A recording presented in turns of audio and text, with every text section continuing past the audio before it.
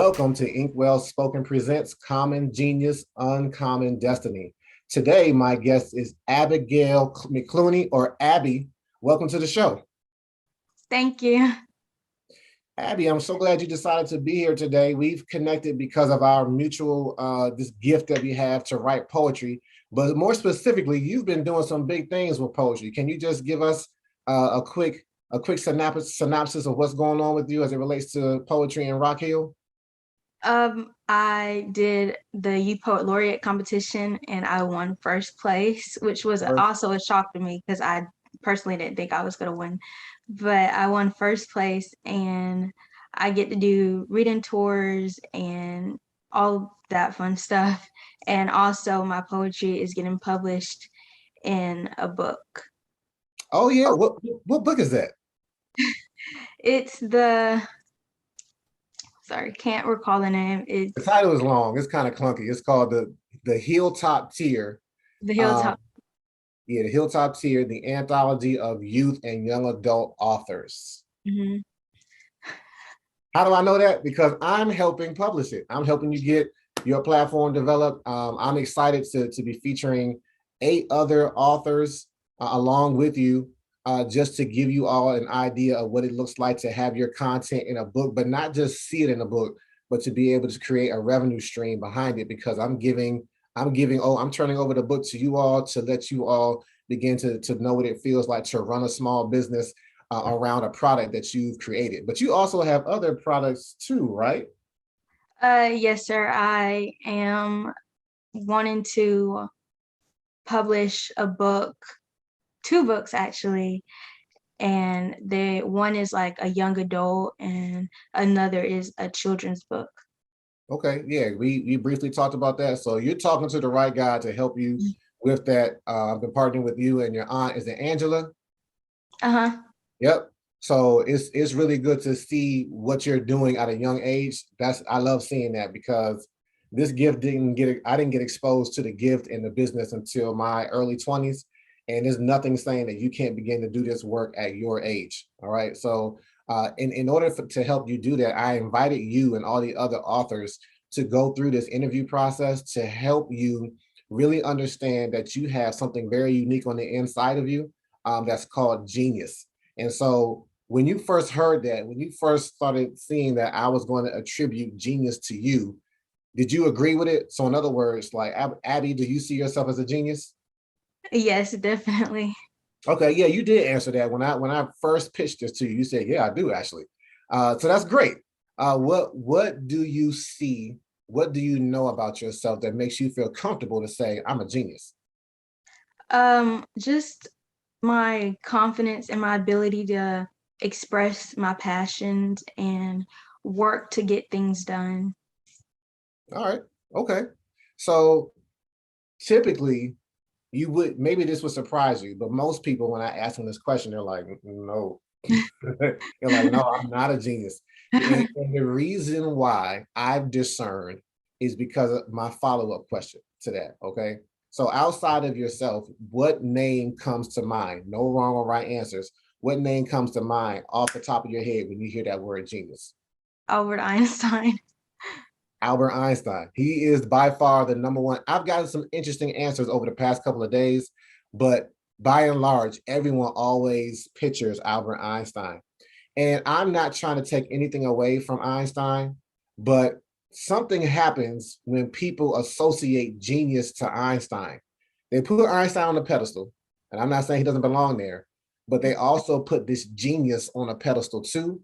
And when they associate it to him, they automatically disassociate it from themselves, because they're like, "I ain't Einstein. I don't know what E equals MC squared is. I don't know that I care. I don't know what the theory of relativity is, and I don't care to know that either."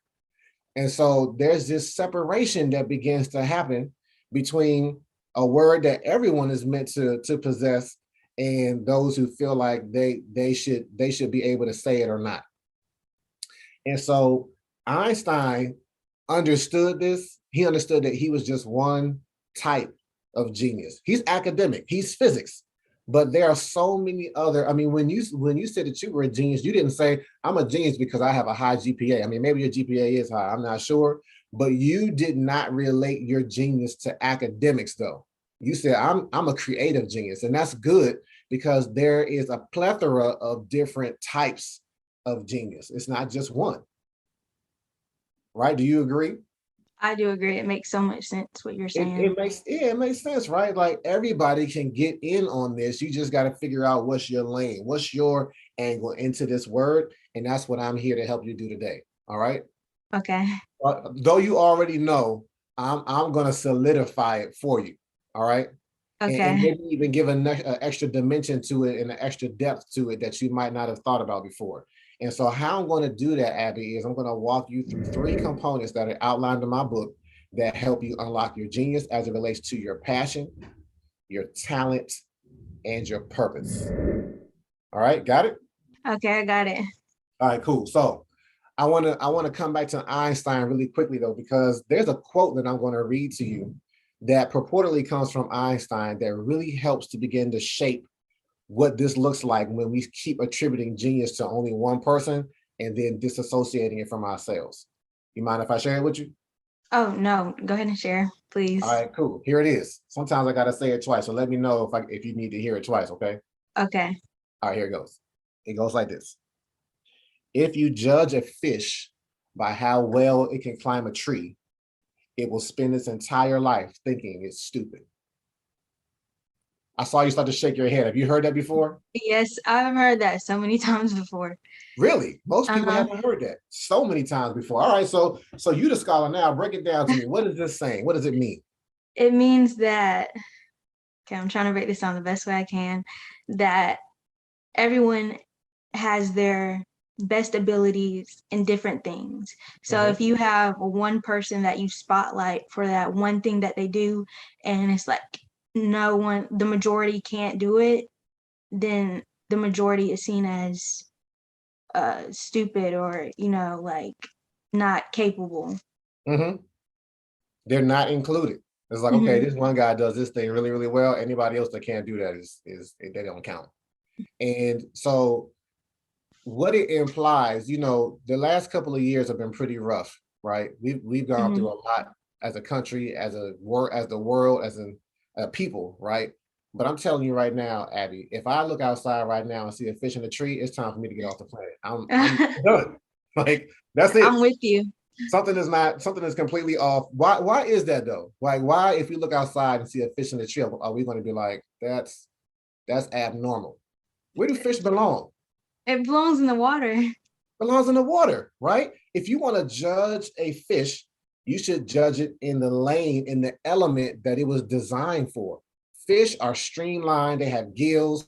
You see a fish flopping around on land, struggling to breathe, but put that joker back in the water and you'll see it take off. You'll see what it was destined and designed to do, right? It doesn't even have to be Definitely. taught to do it. It just takes off and it knows like this is where I'm comfortable. This is where I thrive.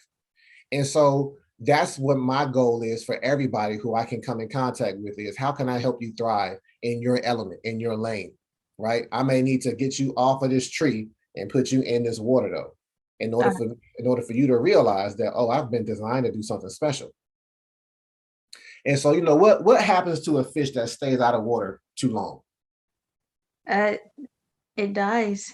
It dies. So I'm not saying that people are dying because Mhm. their genius is not being realized, but their genius potential is definitely dying. Mhm. If you're not constantly using it, it's like rigor mortis. It's like when you don't use a body part for a long period of time, it goes to sleep and then eventually it can begin to die off, right? And I'm here to revitalize, to resurrect people's genius because it's innate and internal to all of us. Okay. So Okay, like I've heard that. hmm? I was saying I heard that saying many times, but I've like never actually thought of it or had anyone say it in that context before. Oh yeah, we're gonna dig deep. I'm gonna keep going back to this imagery and this quote because it's really powerful. So I know I'm preaching to the choir with you because you're like, I already know that I got something great on the inside of me. But what's going to be game changing for you though is when we transition over into this passion, the first of the 3 components that I outlined in my book. So when you hear passion, what do you think of? Something you're interested in, something that you will like work for. Something that you're interested in, something that you will work for. That's good. I hear words like drive. Sometimes one of the most popular answers that I hear for this question is love. So people, at your age, people are starting to say, hey, Abby, what are you going to do? Adults are real funny. We're weird sometimes because we'll ask you a question and then answer it for you. So you may be getting this question now because you're in high school, right? Yes. So you may be starting to get this question, hey, what are you going to do with the rest of your life? What are you going to major in college? You know what you should do for your career? And before you can get a chance, do what you love. Find out what it is that you love and do that. But I'm not going to say that. Love is cool, but save love for when you get married. When it comes to this genius, and then when it comes to the passion that you will work for and that will drive you, I'm going to say focus on the exact opposite. I'm going to say focus on what you hate. That's interesting. It's interesting, right? Allow me to explain. At this point, when I do this workshop in schools, the teachers start sweating like, oh my gosh, what have we invited this guy to come in and say? Why is he encouraging the students to focus on what they hate? And I'm going to explain why. The thing that you hate is something that stands out to you in your school, in your community, in the world, that when you look at it, you're like, ooh, it's a brokenness that's in the world that jumps out to you, and you're like, I don't like seeing that. Or it might have been something that came from a trauma when you were younger, where something negatively impacted you to the point where you were like, when you look back on your childhood, you're like, ooh, that made me feel like a fish out of water. I don't like that circumstance. I don't like when I see this functioning, right? And as you get older, when you see, not only will you cringe when you think about what it made you do or how it made you feel, but when you see it impacting other people in a negative way, you can be like, oh, I hate that. Right? You're gonna be like, oh, I don't like that. Like, I want to, and what tends to happen is two things happen. One, when you get around your friends, you start talking about it. And you're like, oh, Abby about to go off again. She about to pull out her soapbox because she's so like, don't let Abby see that, because she's starting to get riled up because they know that you're going to speak about it. You're going to speak up. The other thing that tends to happen though too is people are like, somebody should do something about that. And if you find yourself saying that, Abby, constantly about a given thing, somebody should do something about that. Guess who that somebody is? Me. It's you, right? Have you ever heard the expression, when you point one way, you have three fingers pointing back at you? Oh, no, I've never heard that one. Think about it. Like, point out right now. And you see those three fingers pointing back at you? It's more pointing at you than it's pointing away from you. And so just like the elements that this fish belongs in is defined by some things, right? And the element that you are meant to be in is defined by that brokenness in the world that affected you or affects you in a negative way, because you were put on this planet to do something about it. That's why it irks you. It doesn't, and there's other people who it may irk as well, but we're not talking about other people right now, Abby. We're talking about you. So that being said, I meant to ask you, outside of defining what you think passion is or what word comes to mind, I've kind of tainted with your understanding of passion. Not tainted it, but I was going to ask you what it is you're passionate about. I meant to ask you that before I redefined it. So before I started associating with your passion to what you hate, what would you have said your passion is? Writing or anything in the arts. Got you. Okay. So now that I've because I deconstructed this genius word and then put it back together a little bit. And now I'm deconstructing this passion word and putting it back together around what you hate. So tell me, Abby, what is it that you hate? It's two things. It's two main things. And one is people saying that they can't do something, or other people telling someone that they can't do something. Hey, that fits right in to this fish out of water, right? This fish is saying to itself, I'm dumb because I can't climb this tree. And it's saying that because somebody else has defined this fish according to its ability to climb a tree. And people do that to us all the time. If we're paying attention, people, and I am talking, when I say we, I'm talking about minorities. Let's just make it plain.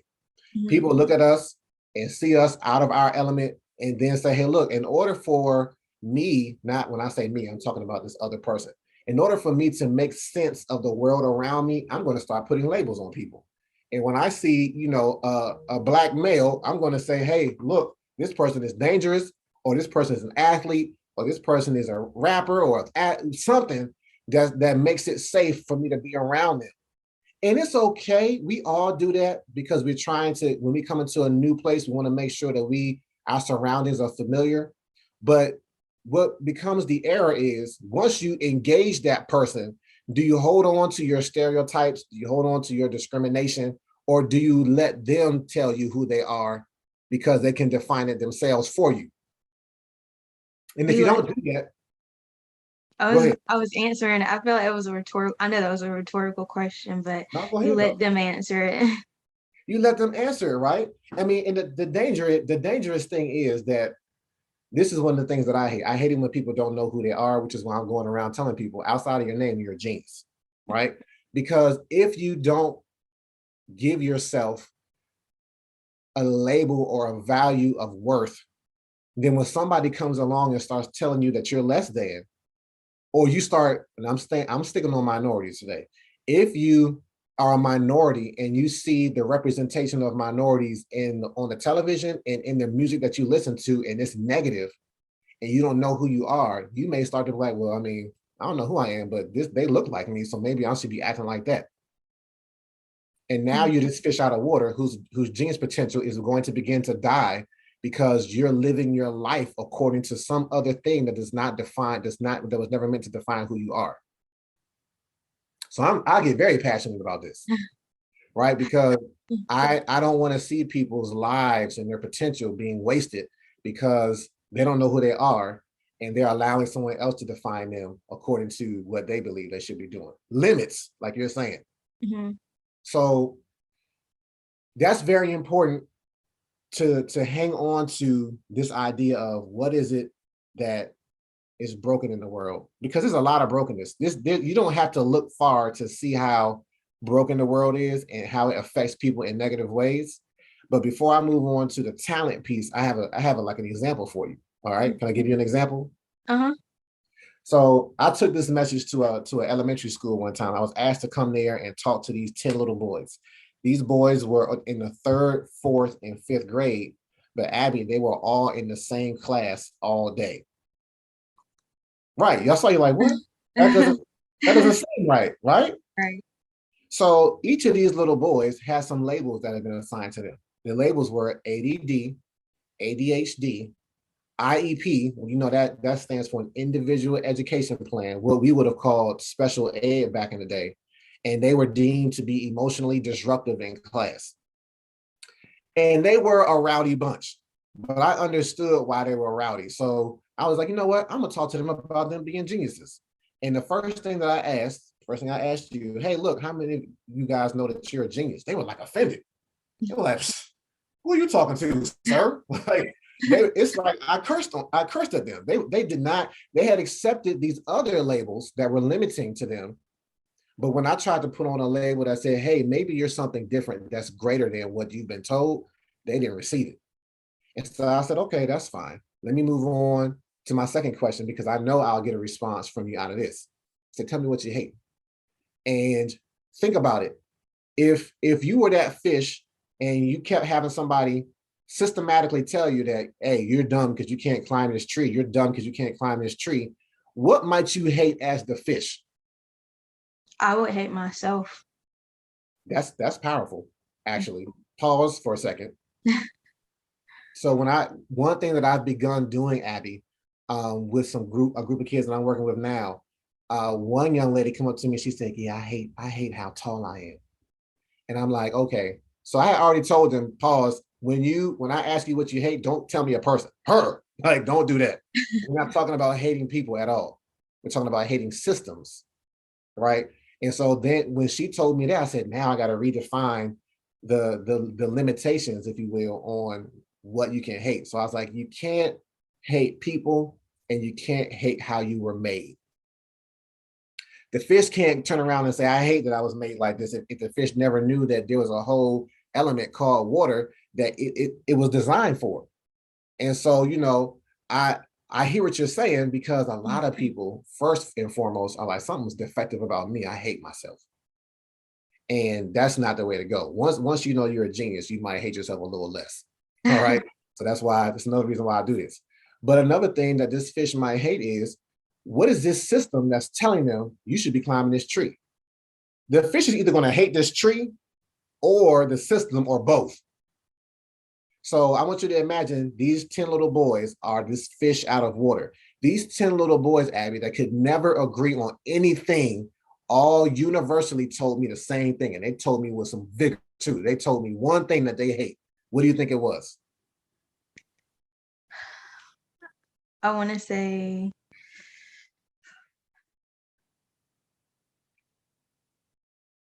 maybe their mindset. They elementary, so they're not thinking about their mindset. They're only thinking about like, what do I see every day that makes me feel like I don't belong? What is this system that I'm in that makes me feel like, hey, you have a learning disability, you can't do anything, and this information that we're giving you, you're probably not going to get it the first time we give it to you. What does that? What was doing that to them? The people around them. The people around them, like the school. Mm-hmm. They were like, we hate school, Mr. Key. That's my tree. Now what? And they thought they had wrecked my whole workshop. And I was like, I'm actually glad that you said that, because if you remember that it's not cool enough to just say, I hate this. It's an understanding that this thing that I hate is something that I'm actually put on this planet to fix. And so I told each of them, I say, each of you is a future educator, because you hate the school system that you're in. And they was like, oh, snap. They started backing up. I said, no, why are you backing up? Like, no, let me explain. And so I went on to tell them, I'm like, look, there are 7 to 8 different learning styles. Did you know that? No. There are like 8 learning styles. There used to be 7, and now there's like concrete, there's 8. Schools only really teach from 3. That explains a lot. Yeah. Auditory, visual, and logic, or left brain thinkers. These are the people who are good at math. I'm good at math, but I'm not. Right. And so when you get into a situation where you're being given information, but it's not your learning language, because you got 5 other languages. You have exploratory, expeditionary, which means they learn with their hands. You have kinesthetic, which means they move around in order to understand what's going on. But when you're told, hey, stop moving around, keep your hands to yourself, you learn this way, then now they're like, I don't understand what's being said to me, and I hate this. I feel like I don't belong. There are other people who are doing well, but I'm not doing well. Of course, when you look out, I don't know if you've ever experienced this, but when you look out and you see everybody else that's writing, and you feel like you're the only one. I remember when I first learned to type, we had typing classes, and everybody typing at the same time sounded like everybody was just like knocking it out, right? Somebody right next to me could have been doing like the finger, like, but everything sounded like it was one harmonious flow. And I'm sitting here struggling. So I'm like, I felt like I didn't belong for a little while. I got over it, but I remember feeling ostracized and alienated, because I'm like, I'm not getting this the way everybody else is. And that's how people who have this different learning style feel when they're being given information outside of their learning style. So you begin to hate school. You begin to hate the subject that is not in your learning language. And so I'm telling them, I'm like, look, if you were to take your learning style, and then instead of running away from school, getting educated, and then coming back as a teacher, now your learning style becomes your teaching style, and you're going to reach somebody else who has the same language as you, and they're not going to feel left out anymore. And I'm like, if every teacher had knowledge of what their learning style was, and if the schools began to be centered around, hey, look, we're going to put all of the kinesthetic learners with the kinesthetic teachers, and the visual learners with the visual teachers, you would begin to see that we truly wouldn't leave children behind anymore. You know how they say, like, no child left behind? Mm-hmm. It wouldn't happen anymore. That really is. What are you saying? I would love school a lot better. But right? Mm-hmm. That's the type of individual education plan that I believe could revolutionize the school system, but it can't happen as long as the solution keeps getting marginalized and pushed off to the side like you don't belong. So that's like powerful to me, because though the example is in school, that is applicable to every aspect and every side of industry in the world. There's always somebody getting left behind because they're like, I don't feel like I fit. I don't like that, right? Right. So let's move on. I think we've thoroughly broken down passion and then reconstructed it. Remember, and I'm going to remember, you're going to remind me if I need, that what you don't like is people being limited, right? Right. That's like the perfect passion for this. All right. So let's move on to talent. Now, when you identify, now let's just keep it real generic and plain, right? If you were in your room right now and you saw something that was broken and you felt like you had the capacity to fix it yourself, what would you look for? Would you like, that's broken. I think I can fix it, but I need something. What would you need to fix something that's broken? Hot glue. Hot glue. Hot glue is, okay. Hot glue is a type of tool though, right? Right. Kind of. It's not a conventional, like put my hand on and a screwdriver, but it is a type of tool that helps fix something that's broken. And so the next component of the equation, talent, is actually the tool that you've been given to address what's been broken in the world.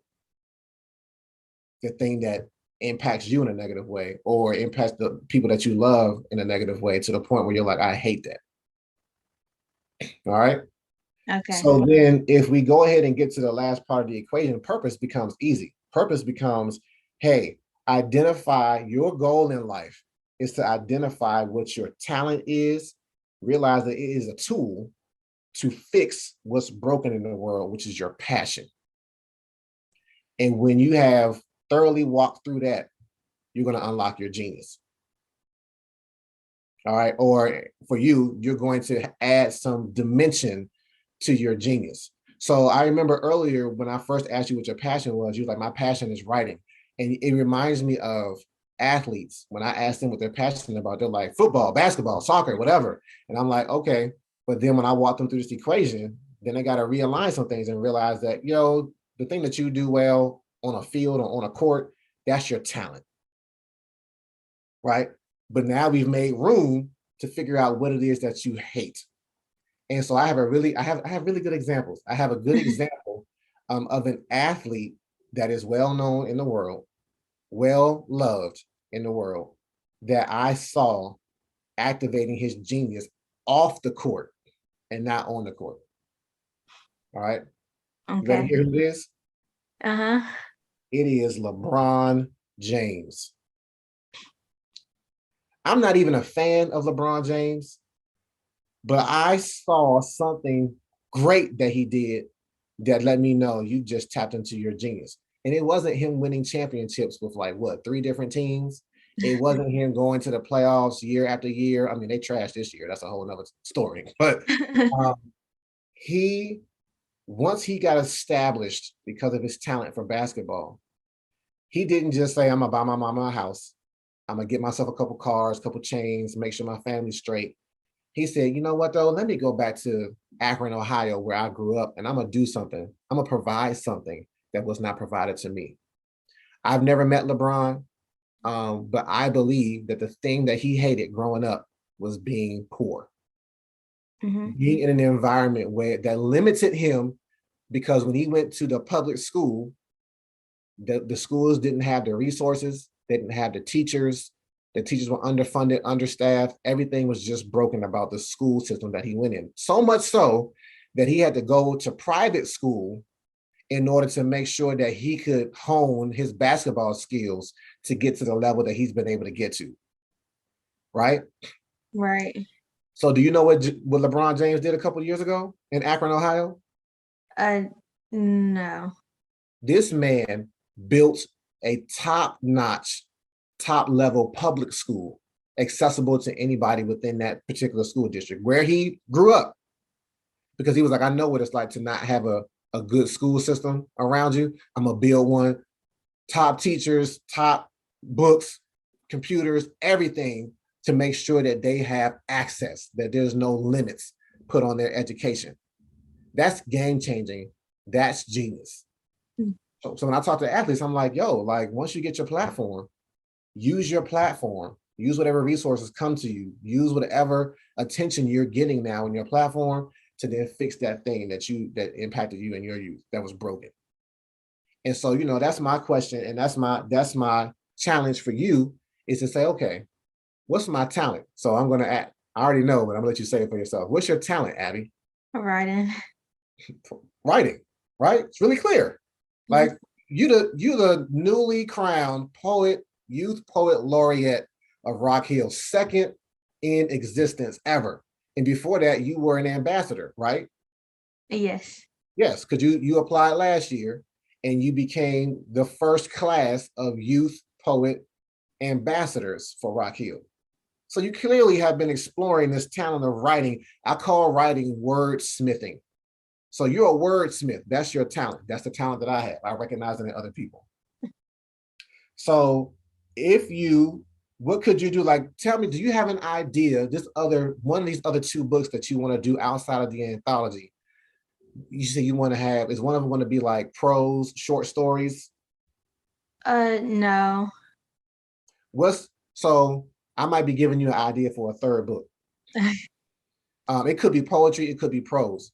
But sometimes the best way to convince people that something is broken is to create a story around it.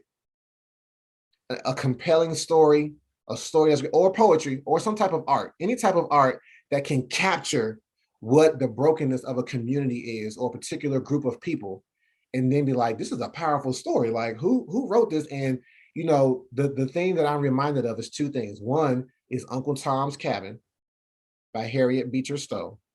She exposed the, what do I call this? She just exposed the brutality of slavery in a way that had not been done before, so that people began to say, like, oh snap, like I've read in many different circles that her book was the impetus for the Civil War. Like, people began to take stances like, yeah, this is inhumane what we're doing to these slaves. Mm-hmm. And we need to do something about it. So she clearly hated slavery and didn't just write a diatribe and vent about it. She told this in-depth story with these characters that just gripped people. And by the time they finished the story, they realized, like, I've just gotten a whole dissertation on the evils of slavery. And it shifted people's mindsets. And so I'm not saying that you have to write a novel of that level, but whatever it is that you write, your poetry can discuss the things of limitations. And if you begin to capture that and read and sell books and bring attention to it, you're going to begin to change people's minds about, because sometimes the interesting thing about limitations is we can't see other limitations because of our own limitations. You feel what I'm saying by that? Uh-huh. This goes back to the prejudice. Hey, look, I've lived life a certain way, so that when I hear somebody else's life that's outside of what I know, I'm going to be like, I don't understand that. And I don't really care about that. But when you take those limitations off and you begin to care about the person or a community, you're like, okay, that's not right. And another platform that I've seen do that, that's another one of my passions, is hip hop. Yes. Hip hop started off. It was fun, it was party, but then there was a song called The Message, and it began to talk about the ills of a community of minorities that did not have resources, that became violent, that became drug stricken because of the community not having access to do better and to have things poured into them so that they had options. And it provided a voice to the voices. But something happened, Abby, when hip hop began to get successful and it began to become an industry. It went from raising attention, calling attention to what's broken, to exalting what's broken. And that's a big difference. And so I love the platform of hip hop because I see wordsmiths at work. I understood my craft better by listening to hip hop, but I had to listen to the misogyny. I had to absorb all this other stuff that I didn't like about hip hop, and now I see it just taking over. And not only has it taken over, now there's just no content in the music at all, and that platform is getting wasted. That talent is getting wasted, and I hate that. So, do you know what I did about it? You wrote a rap? I write poetry that is informative. I write poetry that is going to show you how to use this craft in a way that's positive. And I get on the mic and I perform it sometimes. I have a book. My first book of poetry talks about the battle of the spirit and the flesh and how that informed how I wrote. Right, the being influenced by scripture and hip hop, and how I'm like, I feel like a hypocrite when I write, and I got these two things informing how I write, and I feel like other people feel like this too. And then my second book was a book of prose. I never thought I would write prose, Abby, but it began to talk about like, hey, look, hip hop is broken. Let me tell you how to reform it. I'm talking about how to reform your genius, how to resuscitate your genius. My second book talks about how to resuscitate hip hop because it's dead right now, to me. And so that's what I see for you. I see you picking up this pen. There's a scripture that says that my mouth is the pen of a ready writer. And I see that in you. You are a ready writer. And all you got to do is take aim at the right thing and be like, boom, all right, I'm gonna shine a light on this so that it can get exposed and people can begin to understand that something is broken and it's impacting people in a negative way and we need to fix it. What do you say about that? What do you think? I think it's true. I want to do that. Yeah, right. I feel like I've been talking for too long. I need you to say some more. Say some more stuff, Abby. I can definitely see what you're talking about with like the hip hop, and because if you listen, I like to just like break down words and listen to others speak also. And yeah, I mean, my family thinks the same thing because sometimes we can just like talk and bring up different topics and stuff like that. And I mean, some things become other things. I guess when you have like someone you look up to and they do a certain thing, so if they're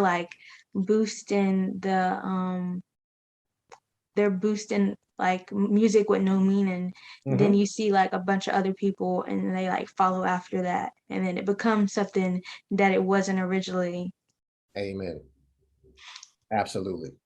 And those people that are following after the person who's made it, they try to aspire to be them because they don't even know, like, that's not even your, it's one thing when you have a talented rapper and then you're like, well, doggone it, I want to be like them, but I don't have no skill. But now unskilled rappers are are getting these platforms and making all this money so that other people who are not, that's not their lane at all. You are not a wordsmith, but because what you see on the air is trash, you're like, well, what's to stop me from getting on and talking nonsense, right?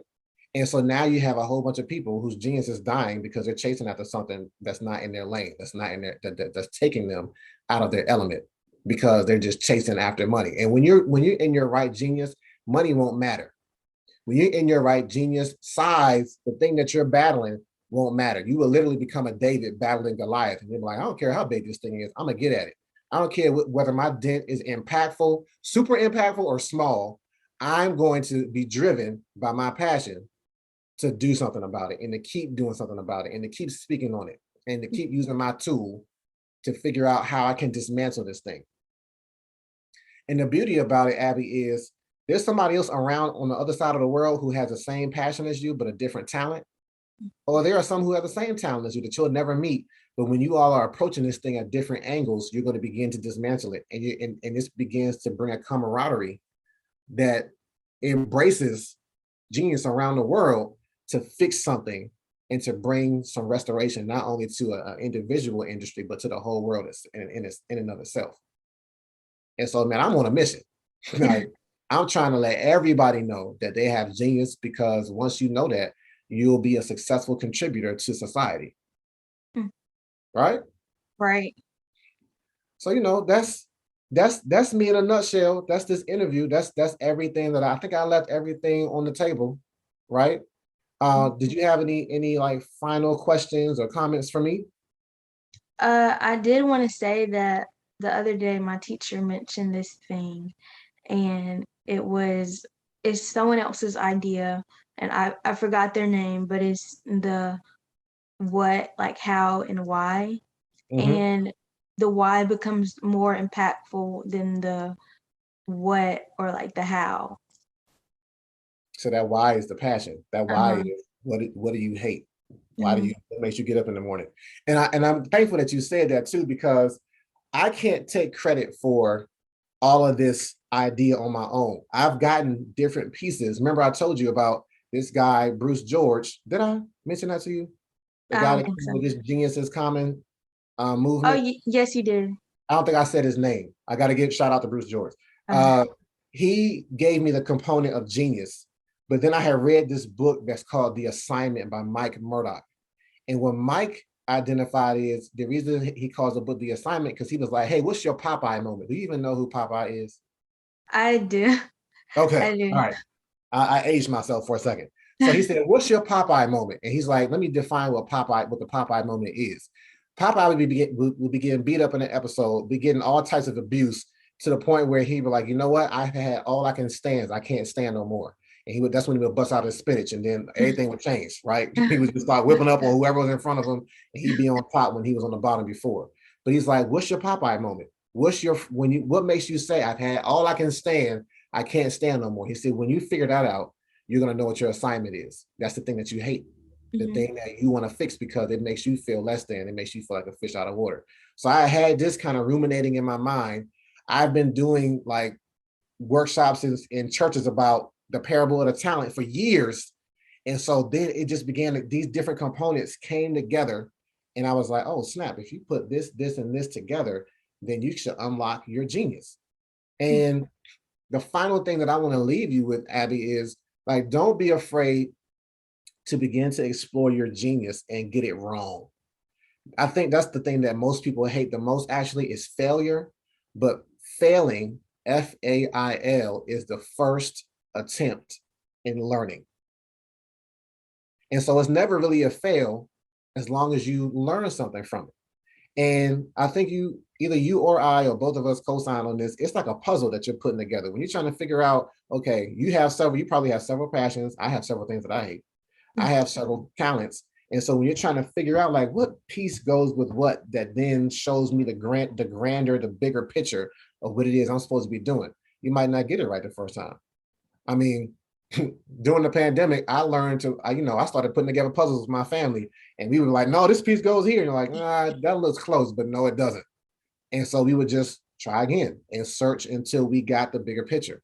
And that's how this genius equation works. It's revelatory, but it may take some time to really make it click for you. And don't be afraid of how long it takes. Just know that this seed is on the inside of you now. Like, I got something. I knew I had genius, but Uh-huh. now I know that it's tied to this passion that I have. It's tied to this talent and that my purpose. And then, the last part, purpose, is, I don't know if you've heard of Rick Warren, but he had a book called The Purpose Driven Life. So, each of these components, when they come together, will help really guide your trajectory. And a bonus thing that I want to tell you before I sign off is that once you understand what your genius is and how it functions, this will help you figure out, one, if you need to go to college, and two, what college and what major you should get in. Because I majored in the wrong thing because I didn't know my genius. I majored in computer engineering, which that's cool because I'm weird. I like math and I'm good at it. And I was trying to figure out how to make money. But if I would have had this genius equation coming out of high school and going into college, I would have chosen a different major and I would have self-corrected. And I can't go back in time and change that, but I can help you at this precipice in your life to say, okay, if I can center my major around my genius, I can figure out, like, am I already operating in it and maybe I don't need to go to college? Or if I go to college, this is the major that I should choose that holds up and helps broaden the genius that I have. So again, I think it's game changing. It is. All right, cool. Well, I want to thank you for taking the time to listen to me talk for the last 15 minutes or so. And if you have anyone else in mind that you think could benefit from this, please definitely connect us. I could come to your school. I am game to do one-on-one. I can do workshops from 20 people to 300 assemblies, whatever. I'm trying to get this in as many people's hearing as I can. But I want to thank you again for taking the time to let me at least put it in your hearing. This has been Inkwell Spoken Presents Common Genius, Uncommon Destiny. I am your host, motivational speaker, facilitator, and author, Reggie Key. This has been my genius guest, Abby McCluney, the second Youth Poet Laureate Ambassador of York County, Rock Hill, South Carolina. And it's my uncommon cue to see the genius in you. Thanks for joining us for this week's episode. Make sure you pick up the book, Common Genius, Uncommon Destiny, by my dad, Reggie Legend, available on Amazon and at inkwellspoken.com. Connect with us at Inkwellspoken on all social media platforms.